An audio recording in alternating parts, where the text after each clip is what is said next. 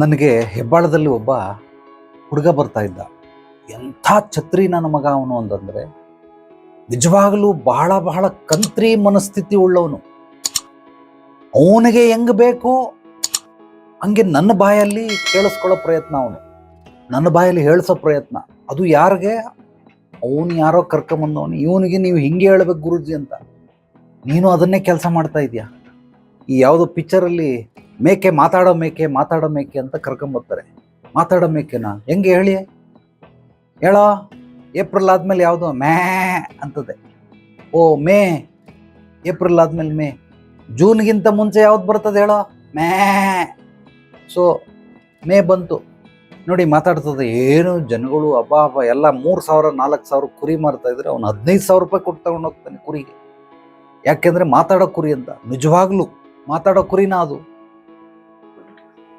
ಖಂಡಿತವಾಗ್ಲೂ ಮಾತಾಡೋಕು. ಅದೇ ಥರನೇ ಅವನು ಎಂಥ ಬುದ್ಧಿವಂತ ಅಂತಂದರೆ, ಮನೆ ಖಾಲಿ ಮಾಡಿದ್ರೆ ನಾವು ನಾರ್ತ್ ಸೈಡೇ ಇಲ್ಲಿಂದ ಖಾಲಿ ಮಾಡಿ ಮುಂದೆ ಮುಂದೆ ಮುಂದೆ ಮುಂದೆ ನಾರ್ತ್ ಸೈಡ್ ಮಾತ್ರನೇ ಹೋಗ್ಬೇಕಂತ. ಇನ್ನು ಮಿಕ್ಕಿದ ಯಾವುದು ದಿಕ್ಕುಗಳಿಲ್ಲ. ಅದನ್ನು ಅವ್ರು ಯಾರೋ ಅವ್ರ ಅಕ್ಕನ ಕರ್ಕೊಂಬಂದವನೇ, ಇದನ್ನು ಹೇಳಬೇಕು ನೀವು ದಯವಿಟ್ಟು, ನಾವು ಖಾಲಿ ಮಾಡಿದ್ರೆ ನಾರ್ತ್ ಸೈಡೇ ಹೋಗ್ಬೇಕು ಅಂತ. ಇಕಾ ಮುಚ್ಕೊಂಡು ಎದ್ದಾಗ, ನಿನ್ನಂಥ ಗೋಬು ನನ್ನ ಮಕ್ಕಳಿಗೆಲ್ಲ ಸರ್ವಿಸ್ ಕೊಡೋಕೆ ನಾನಿರೋದು, ನೈಜತೆಯನ್ನು ಹೇಳೋದಕ್ಕೋಸ್ಕರ. ಖಾಲಿ ಮಾಡಬೇಕು, ಅದು ಸತ್ಯ. ಅವನು ಹೇಳೋ ನಾರ್ತ್ ಸೈಡಲ್ಲೇ ಹೋಗ್ಬೇಕು. ಅದು ಹೆಂಗೆ ನಾರ್ತ್ ಸೈಡ್? ಹಂಗೆ ಹೋಗ್ಬಿಟ್ಟು ಭೂಮಿ ಎಲ್ಲ ಒಂದು ಪಲ್ಟಿ ಹೊಡ್ಕೊಂಬಂದ್ಬಿಡು ಒಂದು ರೌಂಡು. ನೀನು ಹೇಳ್ದಂಗೆ ನಿನಗೆ ಏನು ಬೇಕೋ, ಸಮಸ್ಯೆ ಏನಾದರೂ ಇದ್ರೆ ಹೇಳು, ಕೇಳ್ತೀನಿ. ನೀನು ಇನ್ನೊಬ್ಬರಿಗೆ ಈ ಥರ ಸಮಸ್ಯೆಗೆ ಪರಿಹಾರ ಕೊಡಿ ಅಂತ ನನಗೆ ಹೇಳ್ಬೇಡ. ನೀನು ನನಗೆ ಹೇಳೋಕೆ ಬರಬೇಡ. ನನಗೆ ಗೊತ್ತಿದೆ ನನ್ನ ಕೆಲಸ ನಾನು ಮಾಡೋದಕ್ಕೆ. ನನಗೆ ಗೊತ್ತು ನಾನು ತೊಳ್ಕೊಳ್ಳೋದು ಹೆಂಗೆ ತೊಳ್ಕೊಳ್ಬೇಕು ಅಂತ. ನಿನಗೆ ಹೆಂಗೆ ತೊಳ್ಕೊಳ್ಬೇಕು ನೀನು ತೊಳ್ಕೊ. ನನ್ನ ಹತ್ರ ಬಂದ್ಬಿಟ್ಟು ನೀನು ಈ ಥರ ತರಲೆ ವ್ಯವಹಾರಗಳೆಲ್ಲ ಆಡಬೇಡ.